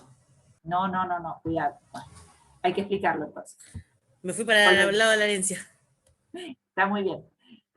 A ver, la comunidad, es decir, el régimen de comunidad se puede extinguir por el acuerdo, como ya mencionamos, por la muerte, lógicamente, por la ausencia con presunción de fallecimiento, también por la anulación del matrimonio putativo y por el divorcio, la sentencia de divorcio. Cuidado, porque cuando hablamos de anulación de matrimonio putativo y de divorcio, decimos sentencia, ¿sí? Sentencia que anula, sentencia que dicta el divorcio, única forma de divorciarse en la República Argentina, a través de la actuación jurisdiccional. La sentencia implica la extinción de la comunidad. Es decir, que se sabe que a partir del momento que está extinta la comunidad no van a ingresar nuevos bienes gananciales, ¿sí? No habrá adquisición de nuevos bienes gananciales. Una vez que se extingue la comunidad, principia lo que es la indivisión poscomunitaria, ¿sí? La separación judicial de bienes, ¿qué es? La separación judicial de bienes es un sistema que permite que una persona casada solicite al juez la extinción de la comunidad. De allí en más estar separado judicialmente de bienes y que se aplique el sistema de separación de bienes. ¿Cómo se va a llegar a la separación judicial de bienes? Y si no hay posibilidad de acuerdo con el otro para conveniar la modificación del régimen. Porque si me puedo poner de acuerdo con el otro, bueno, hago el convenio de modificación del régimen, en los términos del 449. Pero, si no tengo posibilidad de pactar la modificación del régimen, puede ser que me encuentre en alguno de los supuestos en los cuales se puede solicitar la separación judicial de bienes. Por ejemplo, si la mala administración de un cónyuge le acarrea un peligro de perder su eventual derecho a los gananciales del otro cónyuge, ¿sí? Porque administra muy mal, ¿sí? Entonces, uno de los cónyuges podrá peticionar la separación judicial de bienes. Y hay que probarle al juez que hay una muy mala administración y que me va a poder hacer perder mis derechos sobre los gananciales para cuando eventualmente me divorcie o sea lo que sea, ¿sí? También puede solicitarse si uno de los cónyuges cae en concurso preventivo o en quiebra, ¿sí? También si están separados de hecho sin voluntad de unirse. Alguien dirá, bueno, pero es más fácil pedir el divorcio. Bueno, pero cada quien puede ejercer las opciones de vida que quiera. Si no quiere divorciarse, pero sí quiere salvaguardar lo patrimonial, por ahí puede entablar esta acción. Pero reitero, la separación judicial de bienes requiere de un proceso en el cual el juez dicte sentencia ordenando la separación judicial de bienes, ¿sí? Y también puede darse el caso en el que si uno de los cónyuges, digamos, cayera en una situación de incapacidad por una situación de enfermedad y no fuera designado como apoyo patrimonial el otro cónyuge, sino un tercero, el cónyuge, digamos, que no está enfermo, que no tiene esa determinación de capacidad sobre sí, podrá requerir la separación judicial de bienes para no tener que compartir los actos de la vida patrimonial con un tercero llamado a ser apoyo o representante patrimonial del cónyuge enfermo y que ha tenido sobre sí una sentencia de determinación de incapacidad o de restricciones en su capacidad de obrar. ¿Sí? ¿Se comprende? Eso es la separación judicial de bienes, ¿sí? Eso también es causa, cuando se dicta la sentencia, de extinción de la comunidad.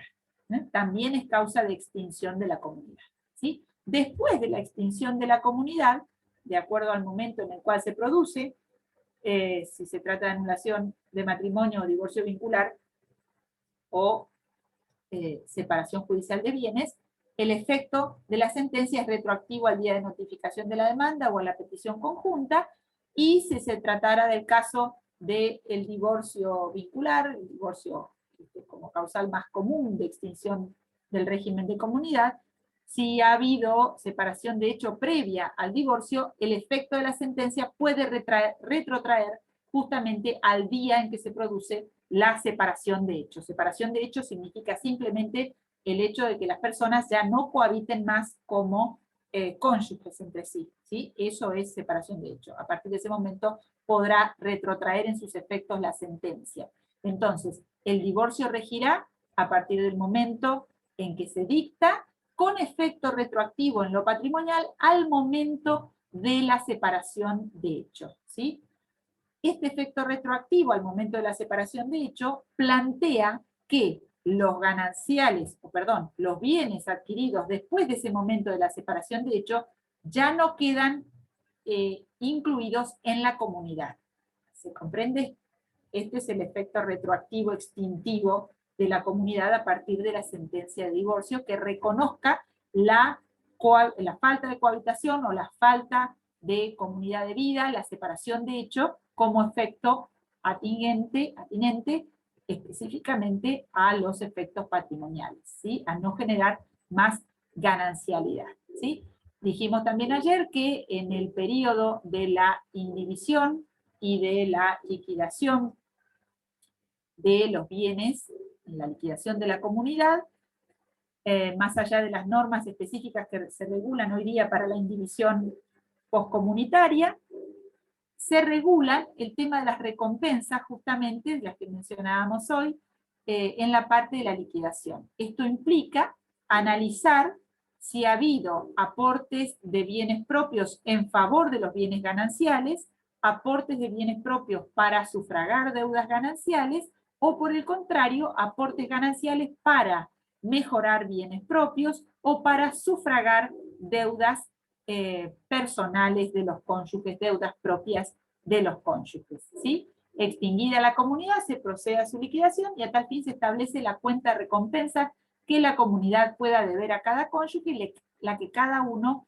deba a la comunidad o a los bienes gananciales, según las normas que analizan particularmente este aspecto interno de los pasivos gananciales y la cuestión de las deudas, ¿no? Y acá vemos la cuestión de las deudas desde un ángulo distinto al que lo vimos hoy cuando analizábamos cómo responden las personas casadas frente a los terceros acreedores, con el 461 y el 467 en el régimen de la comunidad.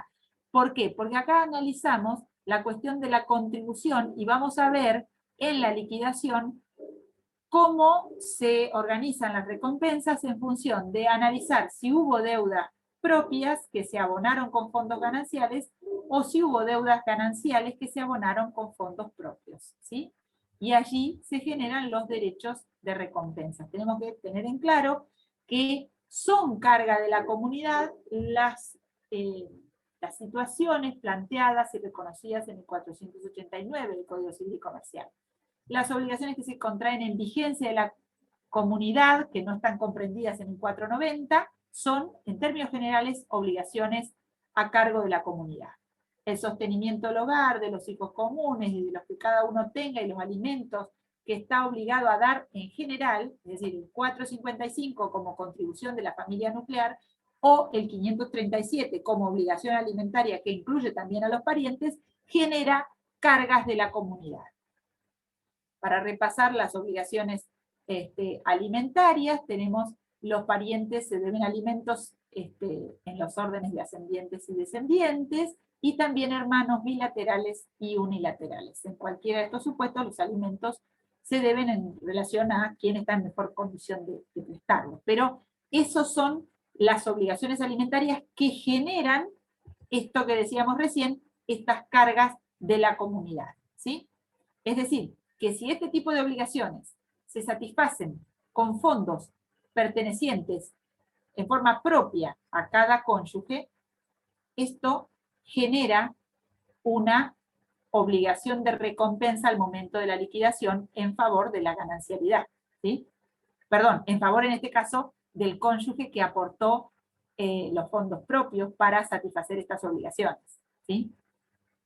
También son a cargo de la comunidad las donaciones de bienes gananciales que se hagan para bueno, colaborar con el establecimiento o con la formación profesional o la formación de un establecimiento económico, o lo que fuere para que un hijo se emancipe económicamente, ¿sí? Esto también genera cargas en la comunidad, y también los gastos de conservación y reparación de los bienes propios y gananciales. Así como dijimos, los frutos de los bienes propios, los frutos de los bienes gananciales son gananciales, también aquello que tengo que colaborar para que el bien se conserve y produzca los frutos, sea reparado, esto genera una deuda, una carga que debe ser satisfecha por la comunidad. Pero acá no me enfoco, nuevamente reitero, en cómo cobran los terceros, sino en el balance final que hago para saber si hay compensaciones, si hay recompensas en favor de la ganancialidad o en favor de los bienes propios, ¿sí? ¿Cuáles son las obligaciones personales? Las que se contrajeron antes de la comunidad. Por eso, volviendo al comienzo, cuando yo decía en la convención prenupcial, puedo indicar qué deudas se llevan al matrimonio. Porque, aunque nunca nadie se casa para divorciarse, pero puede ocurrir que en el saldo final haya que descontar aquellas deudas personales que se pagaron en vigencia del matrimonio con fondos gananciales. También las que gravan a herencias, a legados, ¿sí? Las contraídas para adquirir o mejorar bienes propios, y finalmente las resultantes de garantías personales que se dan en favor de terceros que no tienen un beneficio para la comunidad, o las derivadas de responsabilidad extracontractual, ¿sí? Un juicio de daños y perjuicios por un accidente, responsabilidad extracontractual de un cónyuge, de una cónyuge, o las sanciones legales, una multa, ¿sí? de la que sea, ¿sí? Porque vengo por la ruta 2 y donde dice que tengo que ir a 50 kilómetros voy a 52,5, y tengo que abonar la multa consecuente o la multa que sea, porque estacioné mal el auto, ¿sí? Esas son obligaciones de índole personal. Si las satisfago con fondos gananciales, estaré dejando abierto un crédito de recompensa que se va a evaluar en el momento de la liquidación de la comunidad, ¿sí? El derecho a pedir la partición es de ambos cónyuges, puede ser pedida en cualquier tiempo después de extinta la comunidad, ¿sí? La masa partible se forma con los activos líquidos de cada cónyuge una vez que deduje las deudas y realicé las compensaciones debidas, y la división, si tiene que ser hecha en forma judicial por el juez, decidida por el juez, tiene que ser inexorablemente por mitades. Pero la partición de los bienes puede ser otorgada por convenio de los cónyuges si son plenamente capaces, están de acuerdo y no hay oposición de terceros, y podrían hacerla como mejor les plazca. Un cónyuge puede reconocer a favor del otro más del 50%, o pueden acordar en principio en especie los bienes sin llegar a la realización, que siempre es antieconómica, ¿sí? Pueden realizarla de la forma que les parezca. Y también la partición puede ser provisional o puede ser definitiva, puede ser parcial, y no hay un tiempo para hacerla, ¿sí? La partición se puede hacer en un momento que se crea conveniente, pero acá los terceros acreedores podrían requerir vamos a pasar esto de atribución preferencial, pero los terceros acreedores, como decíamos, puede solicitar la partición de los bienes, ¿sí? Una vez extinta. ¿Por qué? Porque pueden tener interés en cobrarle a un cónyuge una deuda que tengan y necesitan que se le adjudique bienes a uno de los cónyuges. Esta partición que pueden requerir los acreedores siempre va a tener como objetivo el límite de su interés particular, ¿sí? Porque actúan por vía de acción subrogatoria. Hacen que llegue al patrimonio de su deudor bienes para cobrar la creencia de la cual sean titular, ¿sí? ¿Alguna duda en estos temas que vamos finalizando? ¿No? ¿Va quedando un poco más claro? A mí me quedó algo sin anotar hoy, perdón. Había dicho que todos los bienes que se obtienen con esfuerzo es un bien ganancial, ¿verdad? En términos generales, en vigencia de la Como comunidad. regla. Es como, a ver, ustedes tienen que tener ciertas reglas de lógica para poder comprender y calificar mejor el enunciado de los artículos. El criterio temporal, ¿qué me dice? Que lo que adquirí antes de la comunidad es propio. ¿Sí? Pero, a su vez, de lo que adquiero después de la vigencia de la comunidad, es decir, después que me casé, por ejemplo, con el régimen de comunidad, lo que adquiero después, cuidado, porque si tiene origen en la gratuidad de la donación, o de la herencia, o del legado, va a ser propio. Entonces, al criterio temporal, también le tengo que sumar, ya en vigencia de la comunidad, el criterio del título de adquisición, si es oneroso o gratuito. ¿Se comprende? Y a su vez, la causa anterior a la comunidad me da origen a un bien propio, pero también la subrogación real.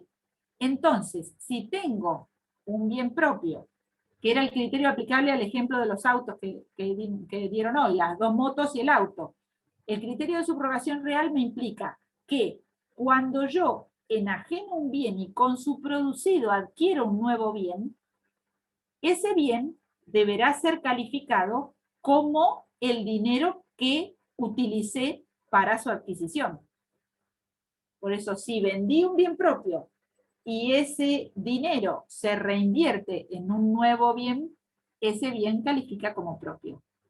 Y fíjense que si enajené un bien propio y el producido de esa enajenación no se reinvirtió, y al final de la comunidad no queda saldo remanente por ese bien propio ni se ubican los fondos, se presume que ese bien propio que se enajenó fue consumido el monto que se obtuvo por la comunidad.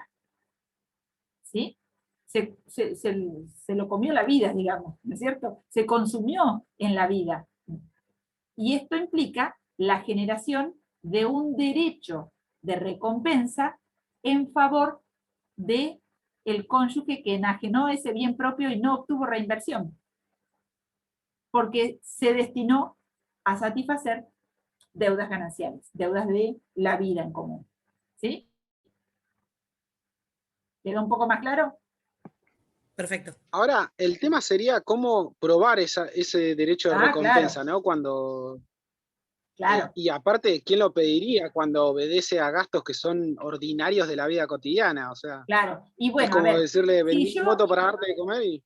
claro, si yo vendí una casa que era propia y no reinvertí, es probable que en el momento de la extinción de la comunidad, y quizás saque a reducir este crédito. Porque de esos gastos gananciales que yo satisfice, en realidad yo debía satisfacer la mitad. ¿Verdad? No aportar todo el bien propio, sí la mitad. ¿Se comprende? ¿Se comprende un poquito el que hizo la pregunta? Claro, sí, sí, sí. ¿Sí? Sí, profe. ¿Vamos? Bueno, y fíjense que las recompensas es importante tenerlas presentes porque no solamente se hacen valer entre cónyuges en el momento de la extinción, también se pueden hacer valer entre un cónyuge supérstite y los herederos, porque la comunidad también se extingue por la muerte. ¿Sí? Entonces esto también puede producirse, esto puede ser materia de litigio en la sucesión, porque la calificación de los bienes también importa, no solamente para, llamémosle el divorcio, sino también para las sucesiones, porque no se hereda de la misma manera si un bien es ganancial o si un bien es propio. Y aparte, en el bien ganancial, el cónyuge supérstite tiene su derecho a recibir la porción de ganancial de ese bien, el 50% a título de comunero de ese bien ganancial. ¿Sí? ¿Se comprende esto?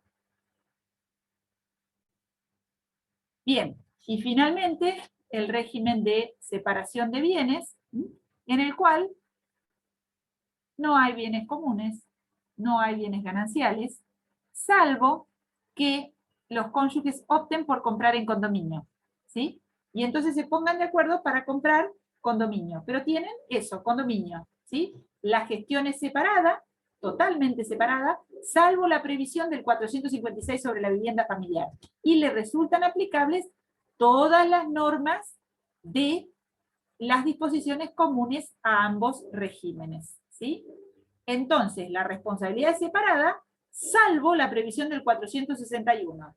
Responsabilidad solidaria por obligaciones contraídas por uno de los cónyuges para solventar las necesidades ordinarias del hogar o el sostenimiento y educación de los hijos comunes y en los términos del derecho de contribución del 455. ¿Sí? Cada uno de ellos responde por las deudas que ha contraído, que contrae, excepto lo dispuesto en el 461. ¿Sí? Muy bien. La responsabilidad, dijimos, es solidaria en los términos justamente de este artículo 461, aún en el régimen de la separación. ¿Sí? Rige la prueba de la propiedad por todos los medios de prueba, de acuerdo al 506, ¿sí? Y si sobre algún bien no se puede demostrar la propiedad exclusiva, se lo presume que corresponde a ambos cónyuges por mitades, ¿sí? Cesa la separación, ¿por qué motivos? Por el convenio de régimen de comunidad, si lo desean cambiar, o por la disolución del matrimonio, ¿sí? Ya sea disolución por divorcio, por anulación, o por muerte o ausencia con presunción de fallecimiento, ¿sí? ¿Estamos? Bueno, finalizamos.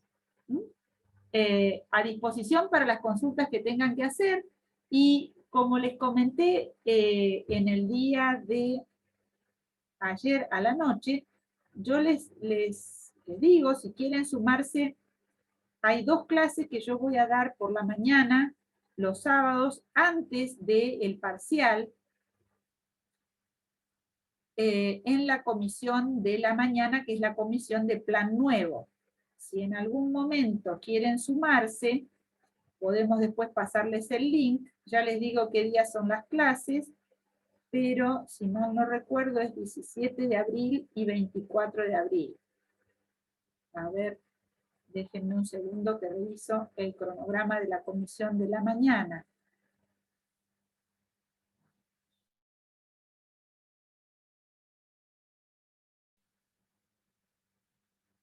Sí, sábado 17 de abril y sábado 24 de abril. Yo voy a tratar el tema de divorcio y efectos en una de las clases, y en la otra clase voy a hablar solamente toda la clase de protección de vivienda familiar. ¿Sí? Bien. Profe, el parcial para nuestra comisión es el día 26, ¿verdad? Sí, todas las comisiones tienen el parcial el mismo día. Aclaré en la clase de ayer, y lo vuelvo a aclarar, que las fechas de los parciales han sido diseñadas por la facultad, que en febrero tenía la expectativa de llegar a parciales presenciales, ¿sí? No sé cómo llegaremos a esa instancia, pero si no, bueno, serán tomados vía Zoom, de alguna manera. Sí, todos los parciales juntos se hacen. Bueno, profe. Bueno, los despido. Bueno, muchas gracias. Tengan ¿Puedo una hacer linda una tarde. última consulta, por favor, profe? Sí, por supuesto, sí. Sí, Entonces, cuando se da la extinción de la comunidad, lo primero que tenemos que pedir es la separación judicial de bienes, que produce la extinción de la comunidad. No. Son causas de la extinción de la comunidad. Ahora sí. ¿Sí? La extinción de la comunidad se produce por divorcio, por sentencia de divorcio, por sentencia de anulación, o si pido la separación judicial de bienes y obtengo sentencia, o si lo convenio, si hago el acuerdo de modificación a través de escritura pública. Y después sí hay que hacer partición. Claro. Perfecto, ahora sí. Me había quedado desordenado. Gracias. No confundir partición con separación judicial de bienes. Perfecto. ¿Sí? Gracias. Bueno, un saludo grande. Que la tengan partición feliz vendría Pascua. a ser como... Sí. Perdón, la partición vendría a ser como una medida cautelar o una medida precautoria, ¿no? No. La partición es ¿no? la división de los bienes. A ver, puede que haya pedidos de medidas cautelares, pero si yo tengo un bien ganancial, se extinguió el régimen de comunidad, porque me divorcié. Y resulta que hay bienes que son gananciales, pero están a nombre de mi cónyuge, y hay bienes gananciales que están a nombre mío. Partir los bienes significa adjudicarse los bienes. Y a partir de allí, los bienes que se adjudicaron a mí, me pongo primero, me burro adelante, los bienes que van a ser bienes personales míos. Ya no tengo más gananciales. ¿Se comprende? Sí, profe, perfecto. ¿Sí, Facundo? Sí. Puede que haya un proceso judicial tendiente a la partición. ¿Por qué? Porque no nos ponemos de acuerdo cuáles son propios, cuáles son gananciales. O si nos pusimos de acuerdo en cuáles son gananciales, no me pongo de acuerdo en cómo adjudicarlos. ¿Quién se queda con el auto? ¿Quién se queda con la casa? ¿Quién se queda con el terreno? ¿Quién se queda con el depósito bancario? ¿Sí? Perfecto. O puede ser que me ponga de acuerdo en los valores, o que no me ponga de acuerdo en los valores. No, vos te querés adjudicar la casa porque sale muchísimo más que el automotor, o vos te querés adjudicar el lote de terreno porque sale mucho más que el depósito que tenemos en el banco. Pero partir es eso, adjudicar.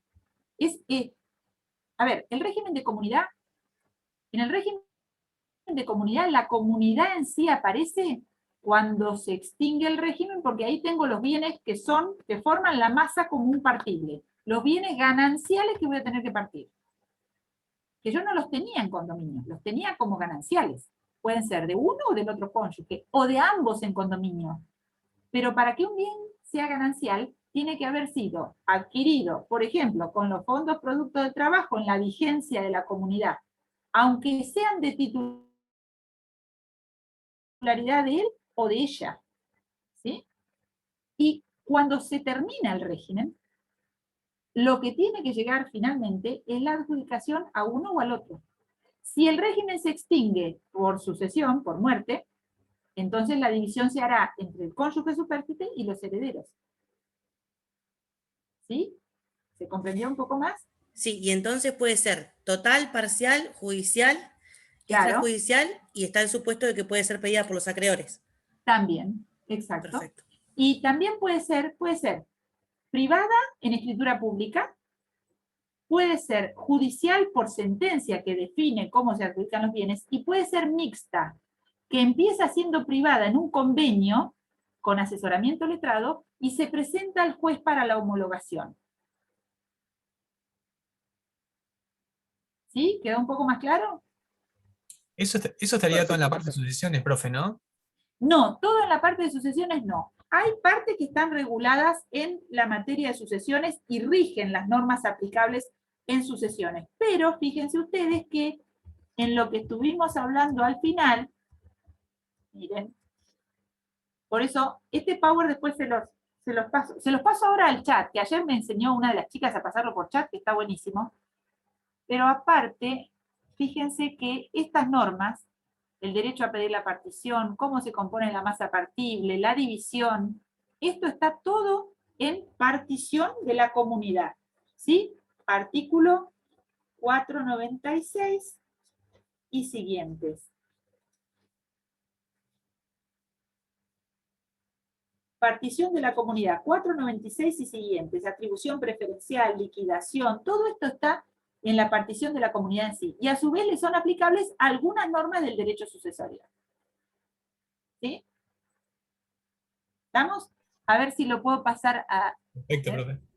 El chat, acá. Y acá tengo que pasar el archivo. Vamos ahí, a ver el que tengo puesto acá.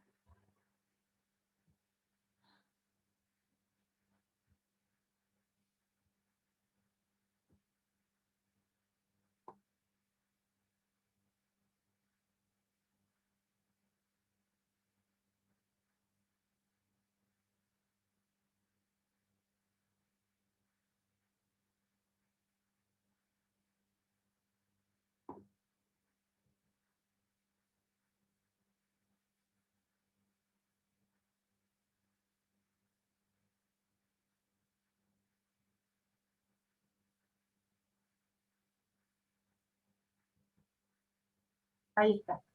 Profe, mientras tanto le hago una consulta. ¿La clase de 6:30 la va a dar, así le aviso a los chicos en el grupo? Sí, sí. Perfecto. Sí, porque no, eran las 2 que yo iba a dar. Así que sí. Bueno, saludos a todos. ¿Mm? Ahora sí me voy. Chao.